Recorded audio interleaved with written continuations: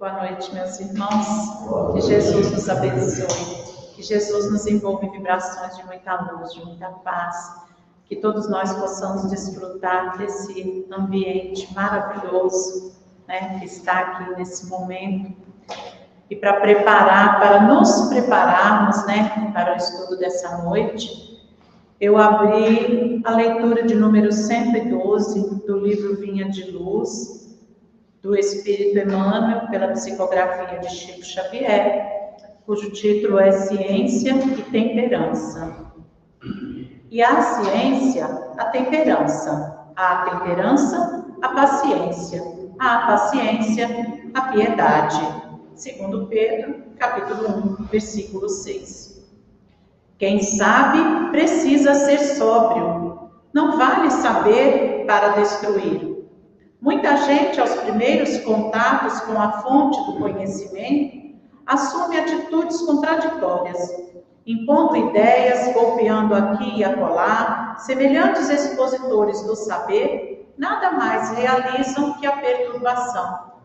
É por isso que a ciência, em suas expressões diversas, dá mão forte a conflitos ruinosos ou inúteis em política, filosofia e religião. Quase todos os desequilíbrios do mundo se originam da intemperança naqueles que aprenderam alguma coisa. Não esqueçamos, toda ciência, desde o recanto mais humilde ao mais elevado da terra, exige ponderação. O homem do serviço de higiene precisa temperança, a fim de que a sua vassoura não constitua objeto de tropeço, tanto quanto o homem do governo necessita sobriedade no lançamento das leis, para não conturbar o espírito da multidão. E não olvidemos que a temperança, para surtir o êxito desejado, não pode eximir-se à paciência. Como a paciência, para bem demonstrar-se, não pode fugir à piedade, que é sempre compreensão e concurso fraternal. Se algo sabes na vida, não te precipites a ensinar como quem tiraniza, menosprezando conquistas alheias. Examina as situações características de cada um e procura, primeiramente, entender o irmão de luta. Saber não é tudo, é necessário fazer. E para bem fazer, homem algum dispensará a calma e a serenidade, imprescindíveis ao êxito. Nem desdenhará a cooperação, que é companheira dileta do amor. Amado Jesus, Senhor das nossas vidas, nesse momento que nos encontramos reunidos, Senhor, a fim de aprendermos um pouco mais dos desdobramentos dos ensinamentos que o Senhor nos deixou aqui, rogamos que o Senhor possa estar presente através dos seus benfeitores, os trabalhadores da sua seara, acolhendo a necessidade de cada irmão aqui presente, do plano físico e do plano espiritual, acolhendo a necessidade daqueles nossos irmãos cujos nomes se encontram nos nossos livros de preces, daqueles irmãos que se encontram em nossos pensamentos. Envolve, Senhor, a todos na sua luz divina. Permita-nos que estejamos amparados pelos nossos mentores espirituais, para que eles nos auxiliem na compreensão e na vivência das lições que aqui aprendemos. Envolva, Senhor, a nossa irmã Andréia nas suas vibrações, a fim de que ela consiga transmitir o estudo que com muito carinho preparou para nós. Abençoe a todos aqui presentes, Senhor, e que nós possamos ser dignos das suas instruções, da sua presença e do seu amor. Que assim seja.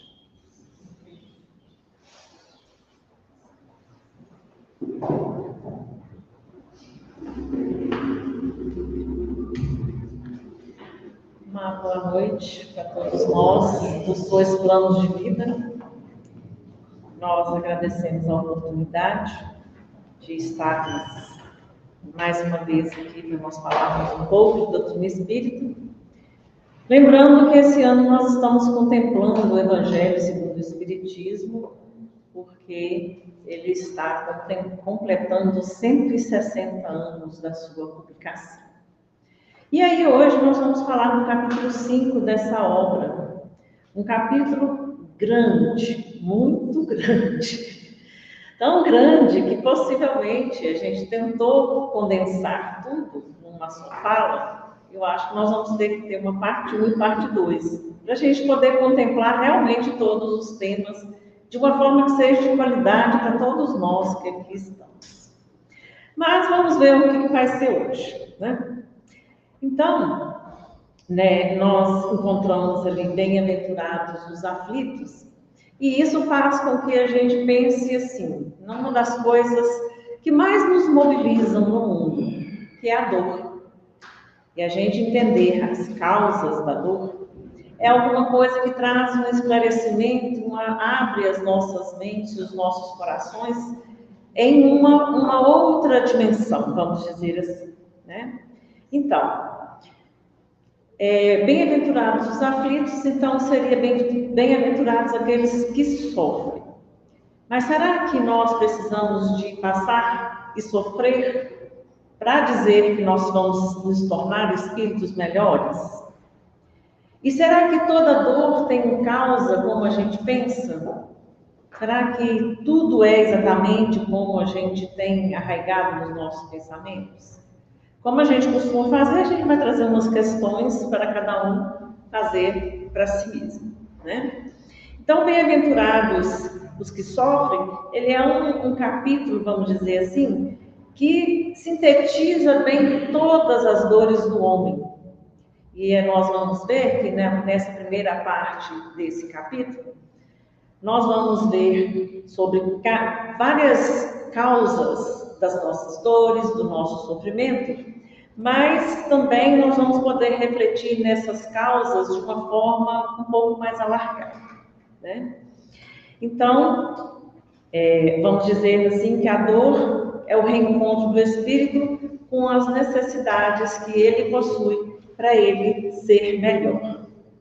Então, a gente pode pensar assim que há um tempo atrás a gente pensava que a dor é só um suplício, uma coisa que você sente e que ninguém entende por quê. Por que uns sofrem tanto e outros estão ali, têm uma vida boa, um é tão bonito, o outro é tão feio, né? Um é tão saudável, o outro é tão doente. Então são coisas que vão fazendo a gente se questionar. E foram, inclusive, algumas das questões que fizeram com que a gente fosse procurar respostas dentro da doutrina espírita. Porque a gente tinha contato com pacientes e com pessoas, isso há uns bons anos atrás, uns 30 anos atrás, né? E aí a gente tinha esse contato e não entendia mais como, né? Você estava lá, às vezes, um com necessidade especial e você completamente dependente, e o outro, às vezes, com todas as possibilidades e não aproveitava a oportunidade. Então, isso aí fez com que a gente pensasse um pouco mais essa questão da dor. Não dava para poder dizer assim, Deus quis. Deus não vai querer que a gente sofra, Ele não quer de jeito nenhum, né? Deus nos ama, Ele é o perfeito amor. Se a gente pensar que Deus quer que a gente sofra, Deus não seria Deus, porque Ele estaria na dimensão nossa da imperfeição, que deseja o mal para alguém ou deseja a dor, o sofrimento para o outro. E Deus deseja a felicidade, foi para isso que nós fomos criados, né? Então agora nós podemos então ter a dor, né, como um reencontro da gente mesmo para as nossas necessidades, aquilo que eu preciso me melhorar. Entender que se uma coisa dói, eu preciso de perguntar por que dói. O que isso está acontecendo comigo? Né? É uma boa questão para a gente poder entender um pouco o que nos acomete. É a chance de rever, então, a nossa forma de reagir diante da vida. Porque, ao invés de nós reagirmos com revolta e com aquele sentimento de, vamos dizer assim, de revolta mesmo, não consigo encontrar uma outra, de insatisfação, isso, muito obrigada. Ele faz com que a gente, às vezes, se fique um pouco desesperançado, né, das coisas. Então, quando a gente liberta as nossas dores, aí sim a gente pode entender o caminho de amar, do amor. E aí, se eu me rebelo, eu não estou aproveitando a minha oportunidade.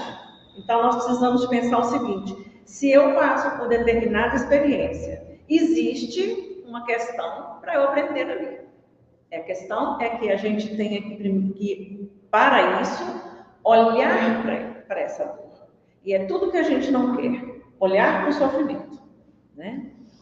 Kardec divide em 2 tipos as causas dos nossos sofrimentos, da nossa dor. É a causa atual e as causas que estão no nosso passado espiritual, as causas anteriores e as causas atuais, né?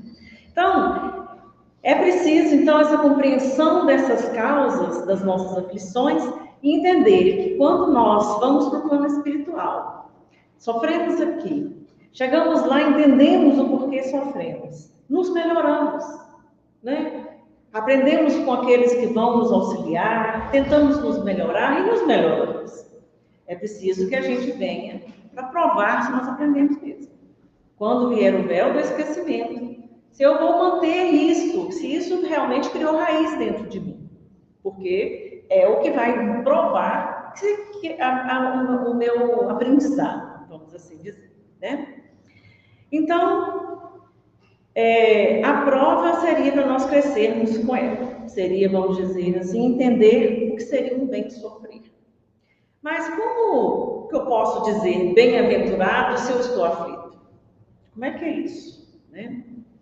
Então, a gente vai tentar passar um pouco pelos capítulos anteriores para a gente entender o que diz esse capítulo.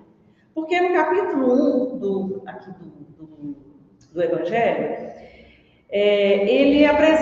Kardec apresenta a doutrina espírita, né? E ele diz assim, ele colocou como título: não vim destruir a lei. E aí o capítulo 2, ele apresenta então a alma imortal. E no capítulo 3, a pluralidade dos mundos habitados, quando ele diz assim: há muitas moradas na casa de meu Pai. Alargando ainda mais para nós entendermos quem nós somos no mundo. E aí no capítulo 4, então, ele fala da reencarnação. Quando ele chega no capítulo 5, ele diz assim: bem-aventurados os aflitos. Quando nós vamos então entender um pouco da lei de causa e efeito. O que é que acontece para que tal coisa tenha uma determinada consequência? Às vezes a gente tem um pouco de dificuldade quando a gente lê que Deus castiga, que nós vamos pagar uma dívida, né? E na verdade nós não estamos pagando nada. Nós estamos só nos havendo com as consequências das nossas próprias escolhas. Às vezes nem são dessa existência, mas muitas são dessa existência mesmo. E nós ficamos querendo entender que está lá no passado, querendo fazer regressão, que deve ser, que eu fui um rei muito ruim, né? E, na verdade, a maior parte de nós tem uma história, infelizmente, não tão glamourosa. Nós fomos reis, alguns sim, outros não, mas a maioria foram espíritos comuns que tiveram aí as suas lutas consigo mesmo. E aí, para nós entendermos um pouco tudo isso, nós vamos entender, então, o que diz no sentido moral, então, essa obra de Kardec. E Kardec, vamos dizer assim, perguntavam para ele, faziam questões para ele. O que os espíritos falam de quem era Jesus, do que Jesus disse. Faziam questionamentos a respeito da existência e outros conceitos que a doutrina espírita trouxe de forma diferenciada daquilo que estava até então acostumados, né? Então, ele usa versículos da Bíblia, na maior parte das vezes, para nomear os capítulos, né? Mas esse capítulo foge à regra, porque não existe uma bem-aventurança que diz bem-aventurados os aflitos. Existem outras que nós vamos citar aqui e aí a gente vai entender um pouco sobre isso. Aí a gente traz uma ponderação seguinte: Jesus certa vez fez um sermão no Monte das Oliveiras e foi conhecido então como o Sermão da Montanha. E foi nesse lugar que ele revelou que a lei maior de amor veio para nos ensinar várias lições. E aí ele diz o seguinte, está em Mateus, no capítulo 5, versículos de 3 a 12. Bem-aventurados os pobres de espírito, porque deles é o reino dos céus. Os pobres de espírito somos todos nós, que estamos aqui ainda vendo os nossos defeitos e andando com as nossas dificuldades. Mas nós vamos andar um pouquinho mais quando nós entendermos e olharmos para nós mesmos, para entender que somos, reconhecer essa dificuldade dentro de nós e ver que é com o nosso proceder que nós vamos poder, afinal de contas, sermos esse mais evoluído que todos nós desejamos ser. Bem-aventurados os que choram, porque eles serão consolados. O consolo vem porque nós choramos, ou será que nós podemos ser também agentes disso? Bem-aventurados os mansos, porque eles herdarão a terra. Bem-aventurados os que têm fome e sede de justiça, porque eles são fartos. Bem-aventurados os misericordiosos, porque eles alcançarão a misericórdia. Bem-aventurados os puros de coração, porque eles verão a Deus. E a gente entender que nós hoje, ainda nessa caminhada, já queremos entender Deus. Queremos colocar uma forma quando nós ainda não temos, vamos dizer assim, um cabedal para isso. Não temos recursos intelectuais, espirituais, uma visão mais alargada, para nós entendermos o que é Deus. E aí, quando nós formos nos melhorando, formos escalando, vamos dizer assim, nos momentos de nós podermos nos melhorar, essa visão vai se alargando. Porque é preciso ser muito puro para ter essa visão maior. Então, é por isso que ele diz que os puros de coração, eles verão a Deus. Bem-aventurados os pacificadores, porque eles serão chamados filhos de Deus. E bem-aventurados os que sofrem perseguição por causa da justiça, porque deles é o reino dos céus. Bem-aventurados sois vós, quando vos injuriarem e perseguirem, e mentindo, falarem todo mal contra vós, por minha causa. Então, a gente vê que dentro das bem-aventuranças nós não encontramos, mas ele fala aqui para nós assim, bem-aventurados os misericordiosos, porque quando nós estamos aflitos, nós precisamos da misericórdia divina, nós ansiamos por ele. Para que ela apazigue a nossa dor, ou às vezes até nos faça entender o que está acontecendo conosco. Até, então, no capítulo 5, Kardec trabalhou a imortalidade da alma, a questão da evolução, a reencarnação, e agora, no capítulo 5, ele fala, então, nesse capítulo, que é tão importante dentro dessa obra, que ele fala o porquê da dor. Enquanto o homem não sabe da imortalidade, da evolução, da reencarnação, é difícil entender o sentido do sofrimento. A gente há de pensar nisso. A razão das coisas serão como são neste momento evolutivo. Por que nesse momento eu estou sofrendo isso? Por que as coisas estão como estão? E a gente só faz esses questionamentos quando o momento está desfavorável para nós. Porque se nós estamos na abundância, nós não questionamos por que estamos bem. Nós fazemos questionamentos, até duvidamos vamos dizer assim, nossa fé é posta à prova quando a dor nos visita. Mas quando estamos bem, não. Nós não fazemos nenhum questionamento. Por que Deus me permitiu eu ter um ótimo emprego, eu ter um carro? Por que Deus fez isso comigo? Não, a gente não vai fazer isso. Nós vamos entender quando a dor nos visita, É preciso esse contato íntimo consigo mesmo, então, com a nossa essência, com as nossas verdades, que é o que nós trazemos conosco. A essência do que nós somos vem conosco nos acompanha quando nós reencarnamos. para nós entendermos, então, esse sentido de tudo que nos acontece, do contexto que nós estamos, como nós viemos aqui. Aonde é esse grupo que nós estamos aportados enquanto família, para nós entendermos, mas nós queremos entender quando as coisas não estão bem. Quando é um irmão que nos faz sofrer, quando a gente se revolta diante das circunstâncias da vida, né? Então, esse capítulo que é tão grande, e por isso mesmo ele encerra tantas coisas, tantas questões nossas, nele nós vamos encontrar essas lições e as instruções dos Espíritos, que vai ser o que nós vamos possivelmente abordar de uma próxima oportunidade, porque elas são muito grandes, né? Elas trazem diversas, algumas vezes elas trazem texto mesmo, outras vezes ensinamentos através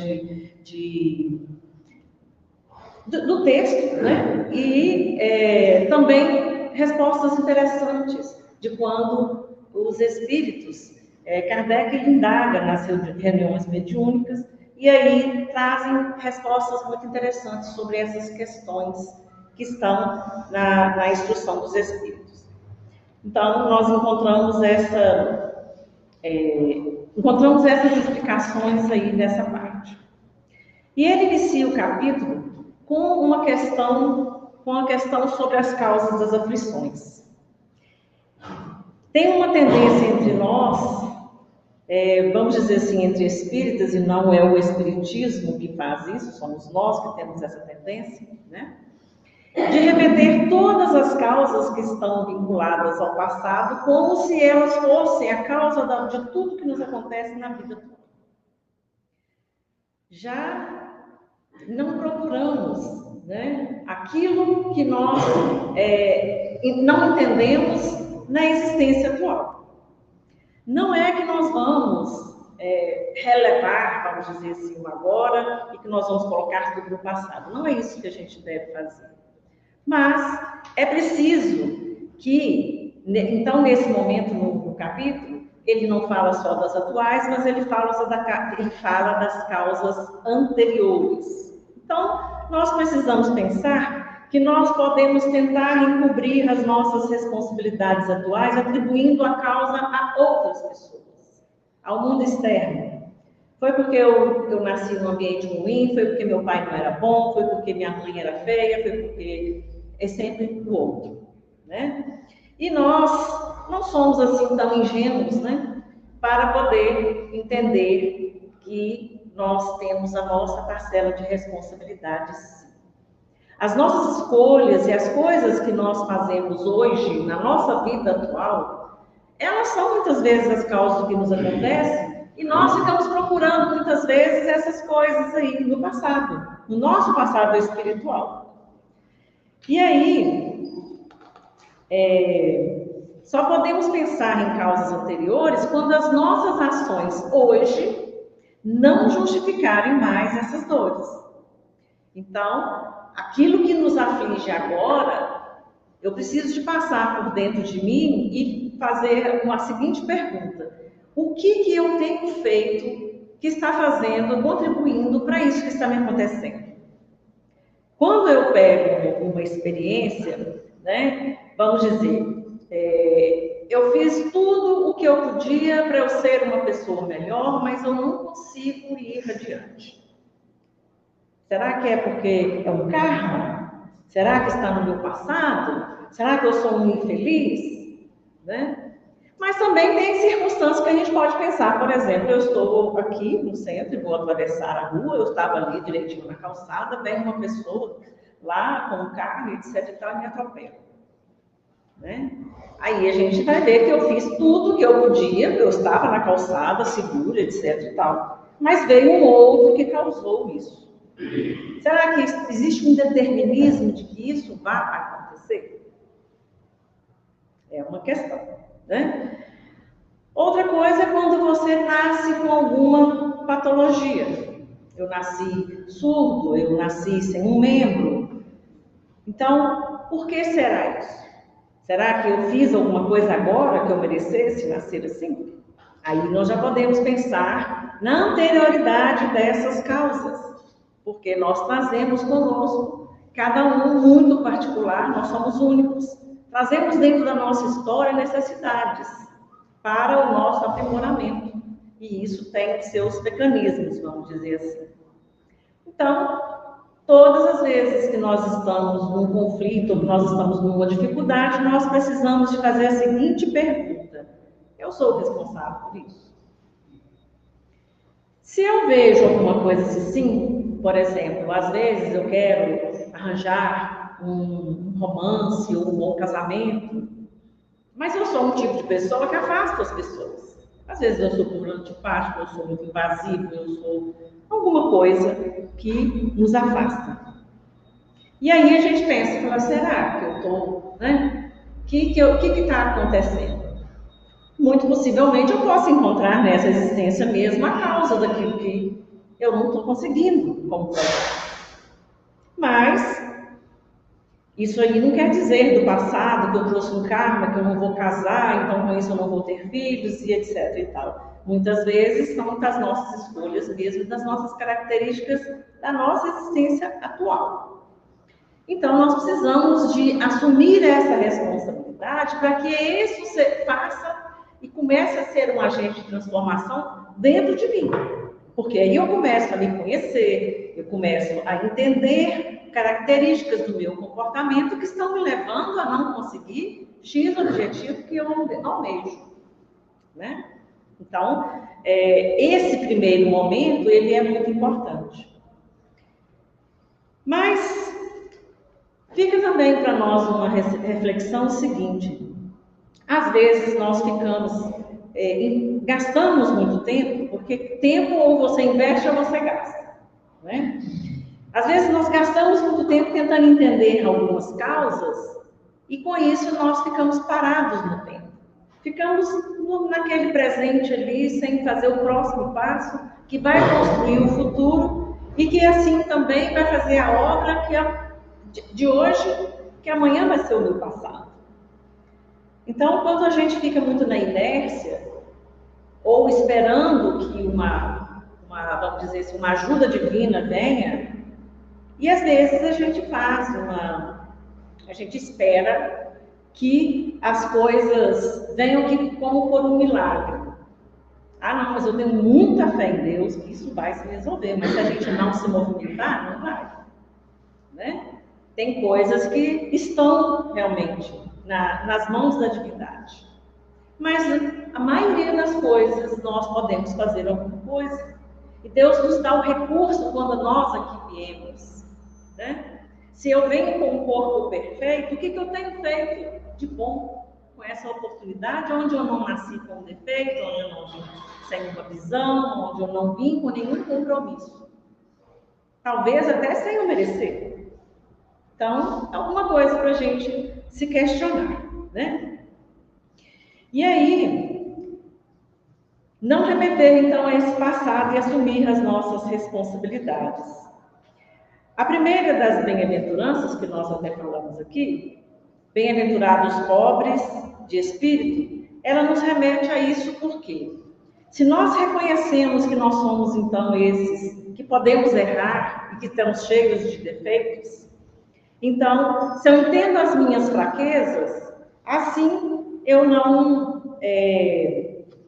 vou culpar, né? O mundo, os outros, é porque alguém não fez, e a gente ainda é bem crianças espirituais, mas a gente age enquanto adulto como crianças, porque a gente fica assim, mas também foi porque fulano fez isso, ou porque fulano não fez aquilo, igual quando criança, né? Olha ela, mãe, olha ela, né? Assim, então assim, a gente ainda fica nesse mecanismo que, na verdade, mostra o quanto nós temos ainda que aprender, né?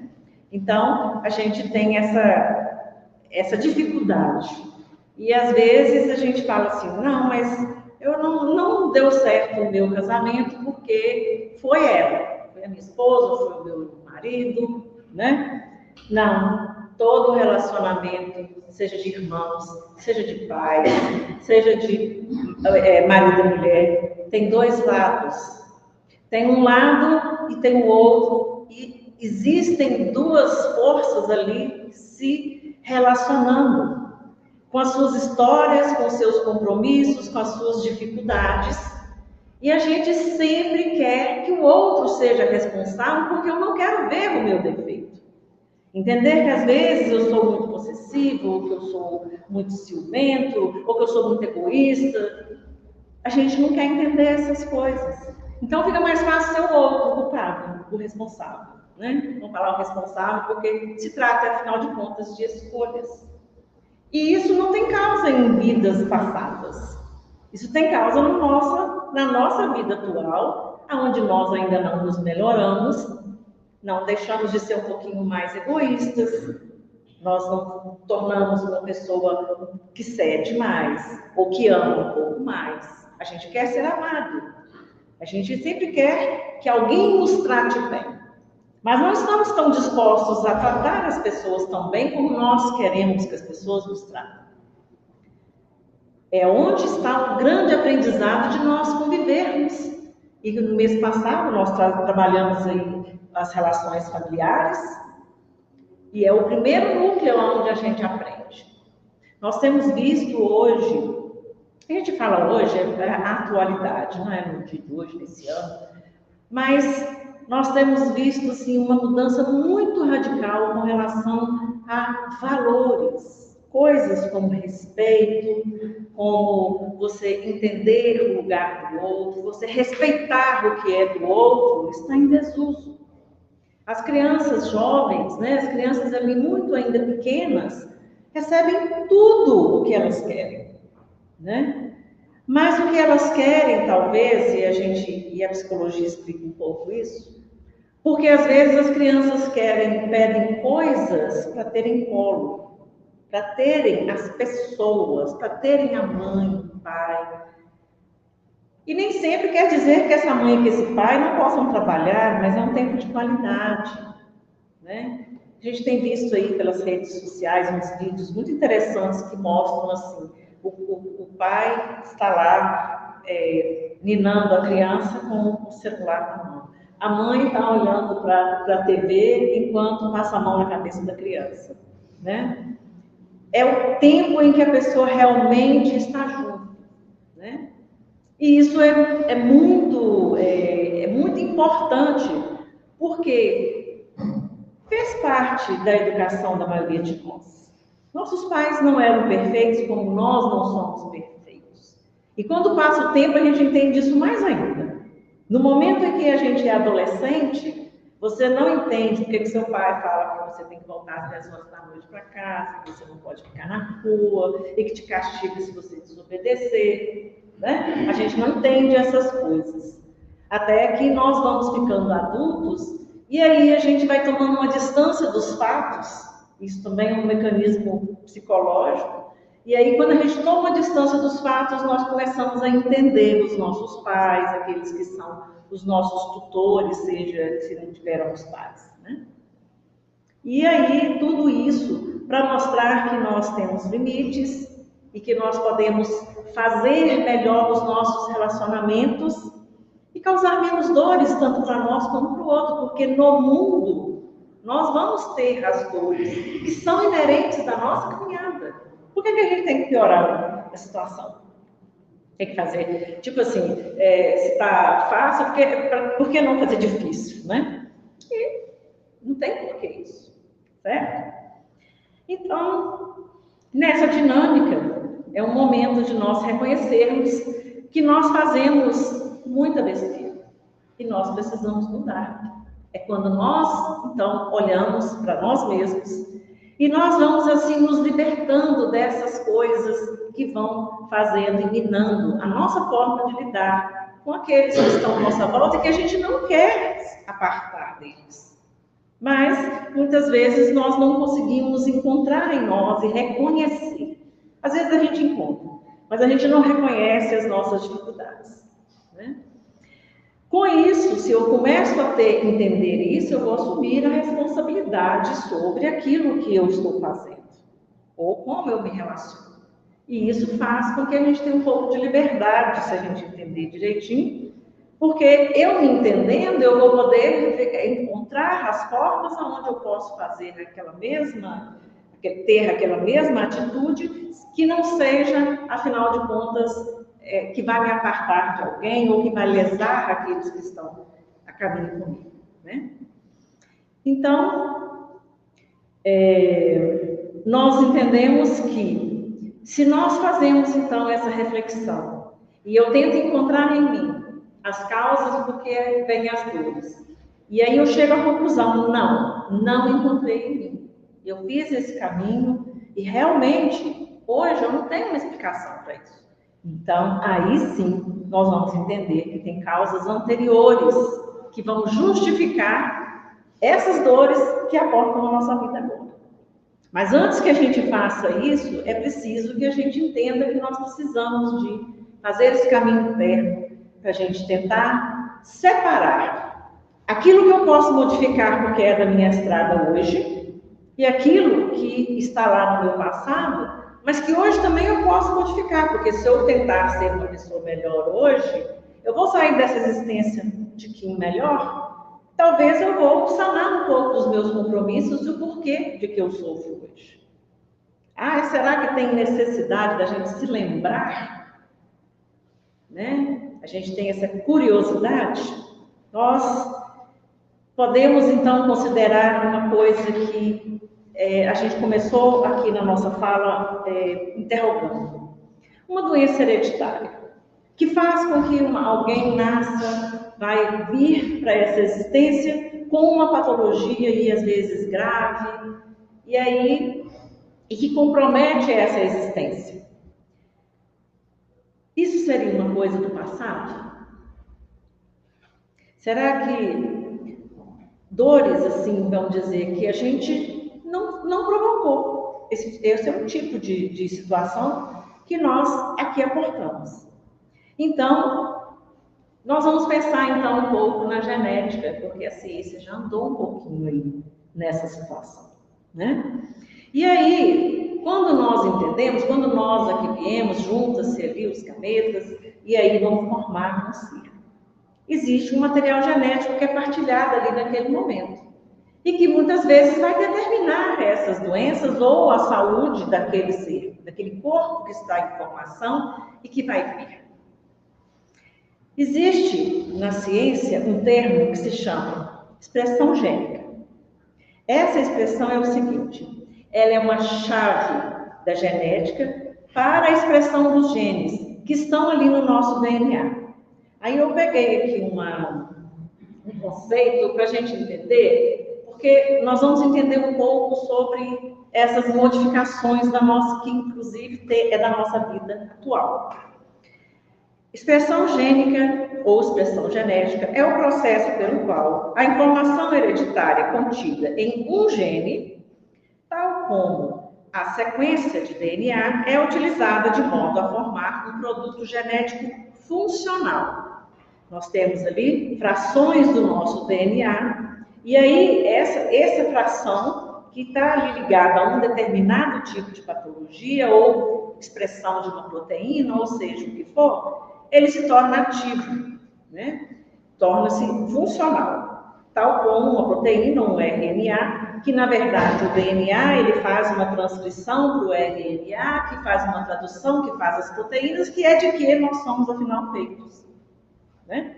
Dando um pouquinho assim de ciência. Eu tentei trazer assim mais sucinto, porque na verdade é muito interessante nós pensarmos nessa questão da hereditariedade. Eu fui procurar porque assim, foi a primeira questão que nos trouxe a pensar em querer saber mais da questão espiritual e que aonde nós estávamos não dava resposta.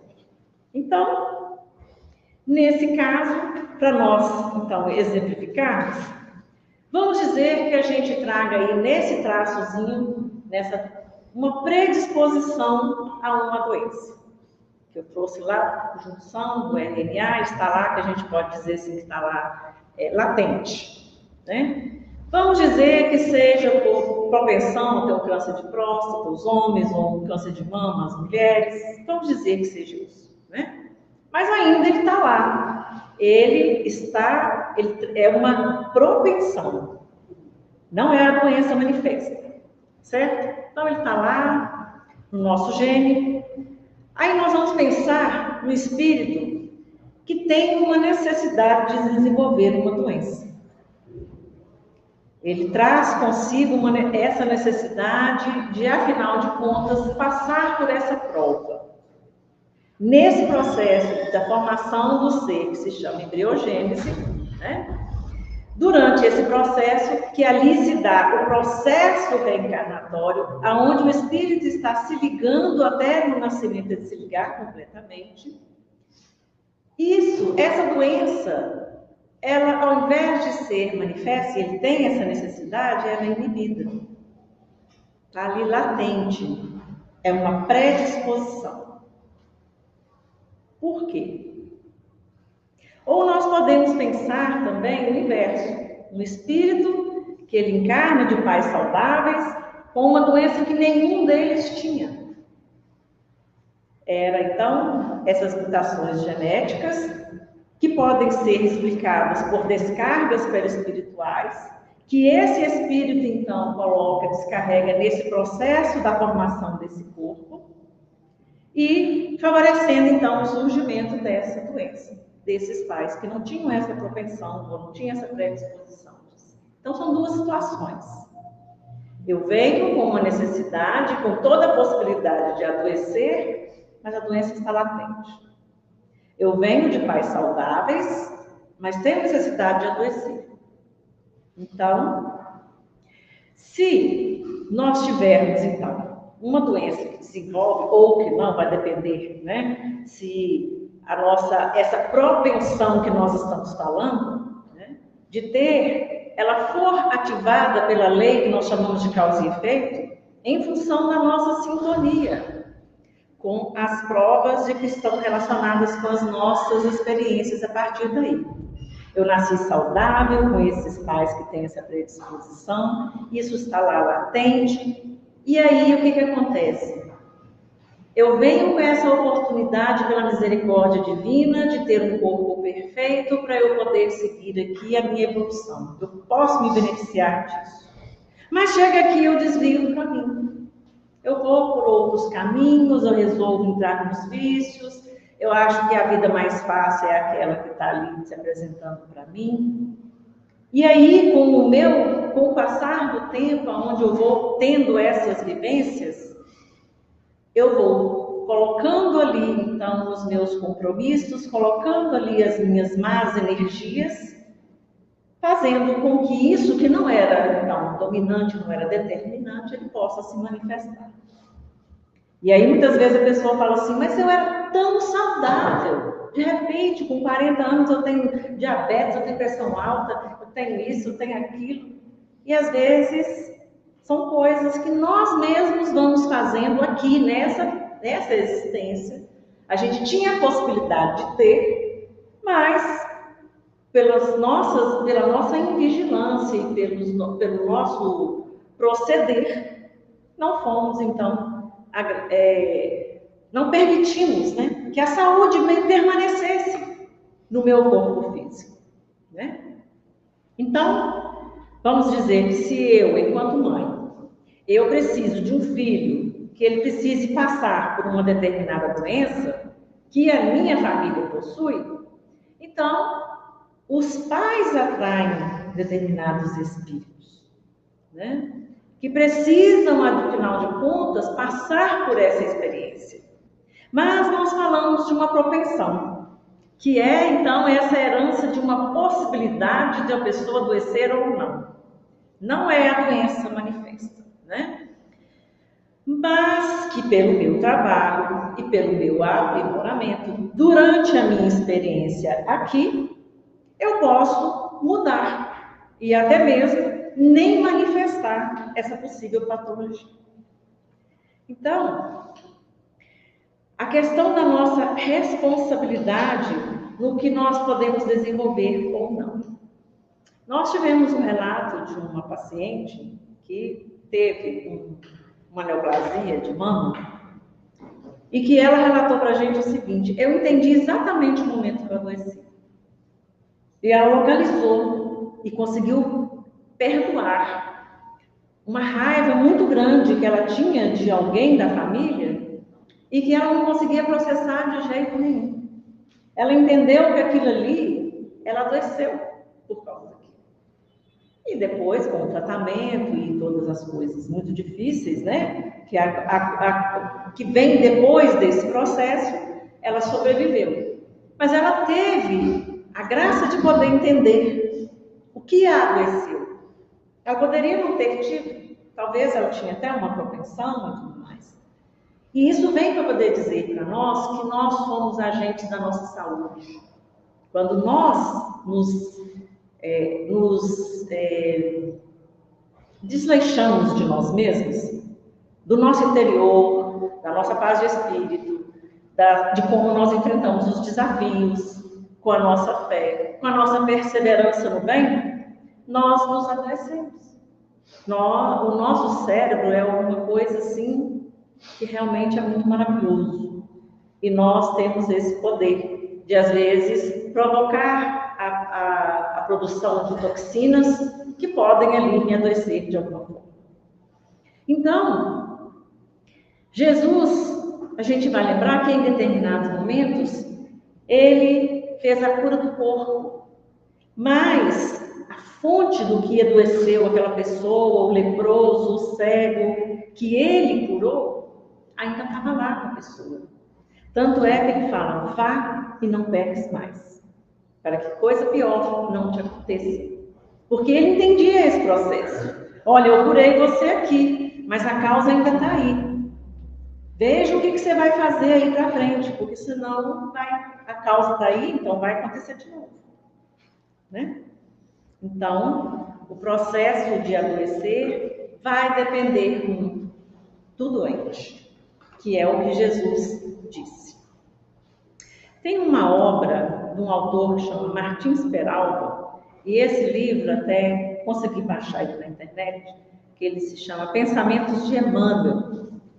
E esse autor, ele fala sobre essa predisposição mórbida que nós temos.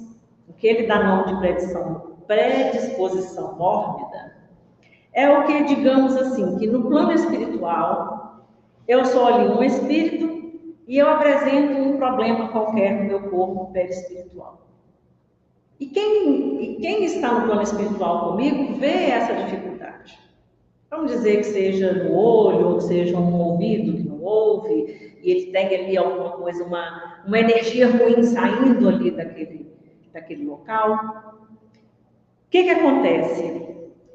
Eu vou reencarnar. E aí, é possível que quando eu reencarnar, eu possa projetar essa energia ruim que dá esse aspecto ao meu perispírito, mesmo que o material genético dos pais sejam saudáveis.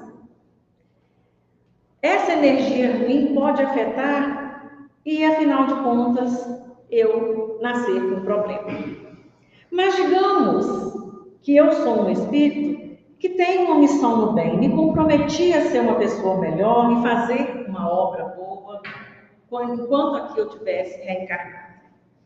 E aí, esse ouvido sem ouvir vai me atrapalhar muito nessa empreitada que, afinal de contas, eu vou. E aí, seria melhor que eu viesse, então, com os meus órgãos todos saudáveis para me permitir ter os instrumentos para isso. E aí, o que acontece? Alguém pode dizer assim, não, mas isso não está de acordo com a lei de causa e efeito. Né? Ela está ali com alguma coisa que está lesada, o perispírito e fez mau uso dessa audição, ou do olho, seja o que for. Né? Nós estamos falando da audição. Então, mas eu posso fazer muita coisa boa, porque eu estou vindo para me melhorar e para tentar fazer, afinal de contas, uma obra. Então, é quando a justiça se encontra com a misericórdia. E aí, nesse diálogo, a misericórdia sempre tem uma tendência a vencer. É dada uma oportunidade para mim, e para isso os espíritos inibem em mim essas energias que impedem de danificar o meu corpo físico daquela forma, com aquela coisa difícil que eu estou ali. Então, vamos dizer assim que vem tampa com algum material para que o meu corpo físico não tenha aquela expressão. A experiência física, então, é para darmos essa chance de nos melhorarmos no nosso proceder, naquilo que, afinal de contas, nós viemos aqui fazer, né? E aí, mas tá a marca lá perispiritual. Só que como eu fiz muito bom uso das ferramentas perfeitas que Deus me deu, é feita, então, uma oportunidade para que essa parte fique boa. E aí eu não tenho mais essa questão. Mas eu posso muito bem chegar aqui e ser aquela pessoa bem fofoqueira, que fala pelos ouvidos, pelas orelhas, para todos os lados. Ouço muito do mal das pessoas e automaticamente leso muito as pessoas com os meus comentários. Então, se eu tivesse essa pessoa que fosse melhor, eu ia sair dessa experiência melhor do que aqui eu cheguei. Mas, se eu não me comportar bem, e essa energia continuar, esse material que pela misericórdia divina os espíritos colocaram ali para sanar aquele problema, ele vai se desfazendo. E aí, em determinado ponto, eu começo a manifestar no corpo físico aquilo que foi me dada a oportunidade de não vir nessa existência. Então, o que os espíritos fazem, o que a divindade faz, é uma aposta em nós. Se eu não mereço, mas mesmo assim, é me dada uma oportunidade. Se eu cuidar, beleza. Agora, se eu não me melhorar, com essa descarga de energia constante, aí vão começar os problemas. E aí nós vamos não entender por que nós adoecemos. A tentativa é que nós vamos defrontar com as nossas dores mais profundas. A lei de justiça, de amor e de caridade, para que possamos reajustar, para nós possamos reequilibrar com a lei daquilo que eu fiz e que estava ali lesado. Por vezes, nós não entendemos que não necessariamente é pela dor e pelo sofrimento que nós precisamos nos melhorar. Porque se nós somos pessoas melhores, nós podemos sim, eu posso reequilibrar, não com aquilo que me tira alguma coisa, como por exemplo, nós damos o exemplo aqui da audição, mas com aquilo que soma à nossa vida, que é o que eu posso fazer com a minha saúde. Eu vejo hoje e me cuido. Eu vim com uma propensão de ser diabética. Não fui boa o suficiente para não ir. Mas eu me cuido. Eu faço de tudo para que esse corpo se permaneça saudável, apesar desse porém. E isso é levado em conta, para que as coisas não caminhem mais. Um corpo físico perfeito, ele pode ser são por aquilo que nós fazemos de melhor. O que eu posso fazer com essa oportunidade? É a pergunta que nós precisamos fazer. E aí, nós vamos aproveitar aqui poucos minutos para nós fazermos aqui só uma pincelada pela questão do esquecimento do passado, que nós até falamos aqui anteriormente. O porquê que nós chegamos aqui, afinal de contas, e não lembramos das nossas vidas anteriores. Vamos dizer assim, que o esquecimento do passado é algo assim que a divindade coloca para nós, para que a gente não se envergonhe de todas as nossas mazelas e por todas as coisas que muitas vezes nós tenhamos feito. Vamos tomar uma água?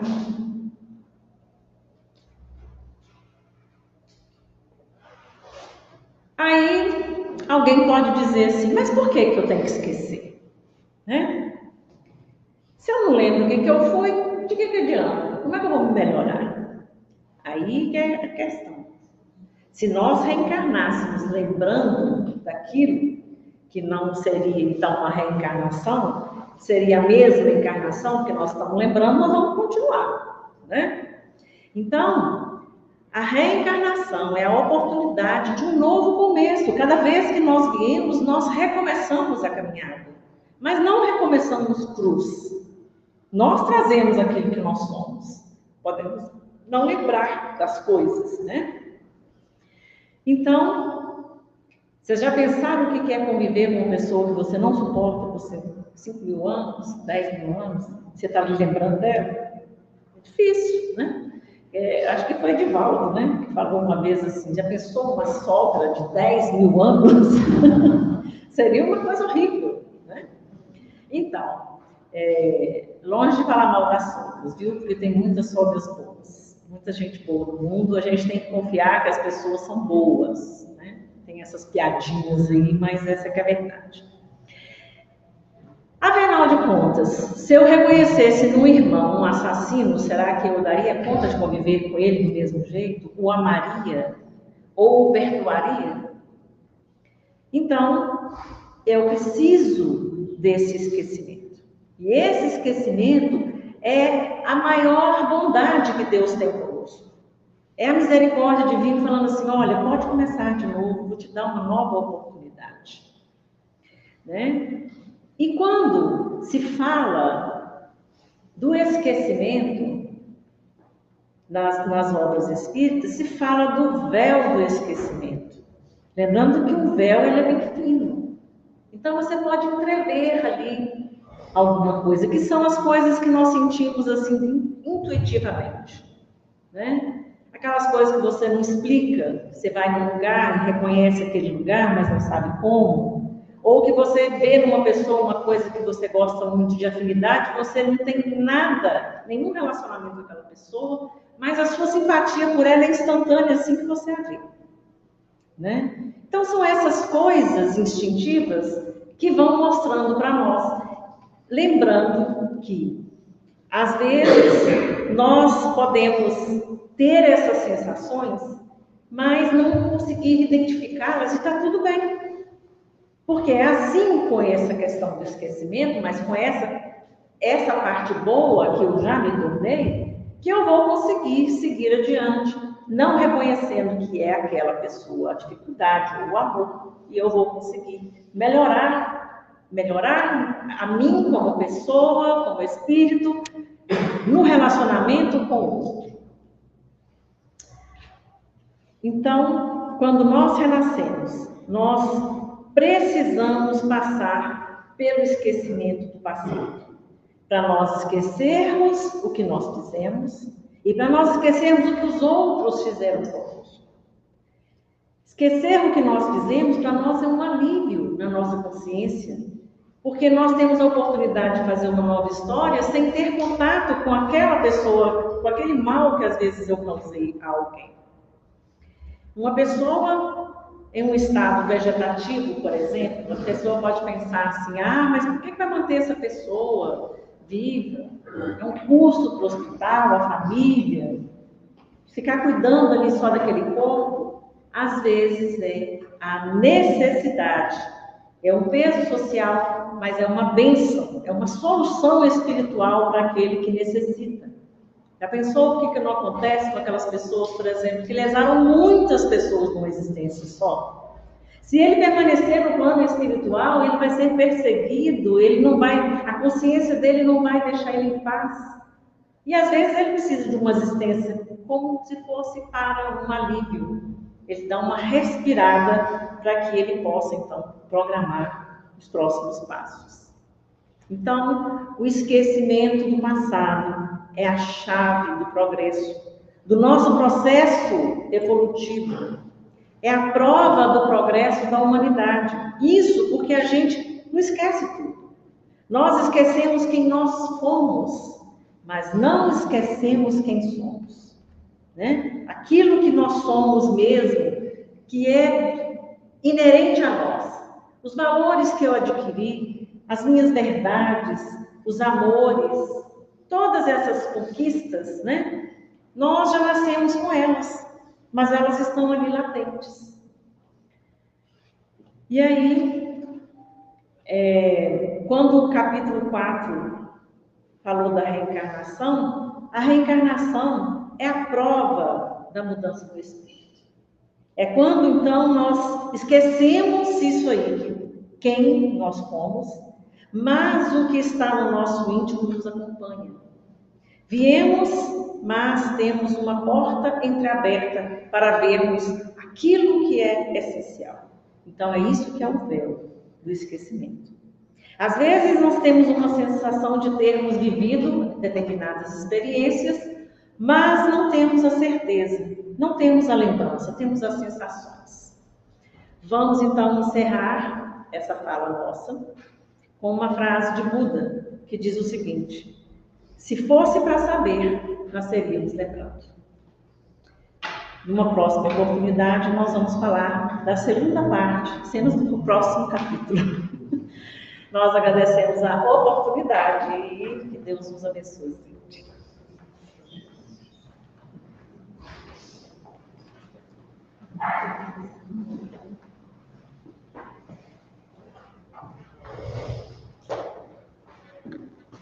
É muito importante a gente pensar que às vezes a gente vê uma pessoa e a gente não simpatiza muito com aquela pessoa, a gente tem dificuldade.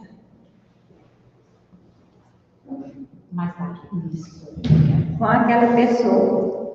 Então, muitas vezes são pessoas que a gente já conviveu, que nós já tivemos dificuldades, né? E, no entanto, às vezes a gente vê uma pessoa, uma primeira vez que vê, o anjo da gente combina com o anjo do outro, né? Então, nós temos que ter consciência de que temos as nossas dificuldades, nós temos as nossas facilidades e nós temos as pessoas com quem nós afinizamos. Porque a Lara fez um gesto ali. Então, é muito importante nós pensarmos assim. E vamos agradecer a Andréia, porque cada vez que a gente vem, cada palestra que a gente ouve, a gente lembra de muitas coisas que bate dentro da gente e que muitas vezes está adormecido ali, mas que é importante a gente relembrar. Vamos fechar os nossos olhos, agradecer a Deus pela oportunidade de aqui estarmos, agradecer pelo dom da vida, por essa casa bendita que eu não me canso de agradecer. Tanto bem fez a mim, faz e continuará fazendo.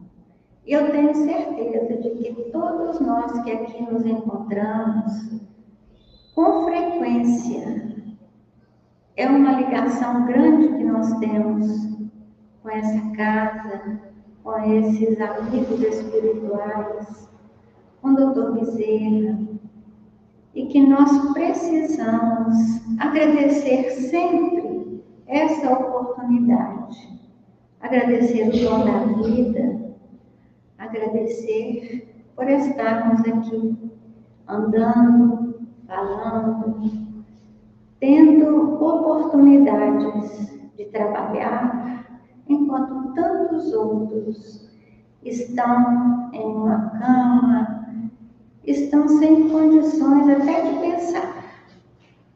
Por isso, temos que agradecer todos os dias quando acordamos e também quando vamos deitar. Que Jesus, na sua infinita misericórdia, nos envolva os nossos companheiros que atuam nessa casa, envolva também aqueles que já participaram e que partiram para o plano espiritual, mas que nós não esquecemos. Jesus amigo, continue nos amparando, nos fortalecendo, nos ajudando a vencer as nossas dificuldades. Graças rendemos, graças damos por tudo, que assim seja.